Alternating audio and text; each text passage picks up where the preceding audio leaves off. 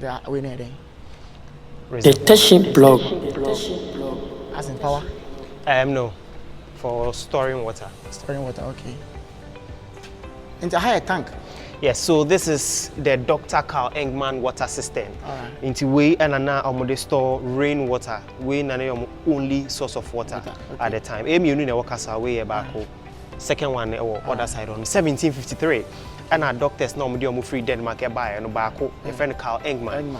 Or buy and realize Castle has had a problem with water storage into the slaves nibi and the constructed reservoir we send a bear or bit must store rainwater into way a bit must store 10,000 gallons over 10,000 gallons of water. Now Uti Edi Engmana is a very common name, especially Ukusua.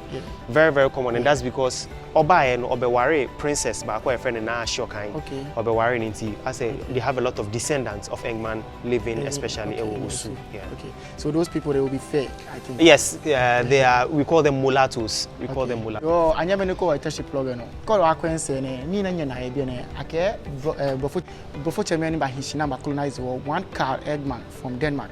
Leni e babi ene e banakashi they are lacking water.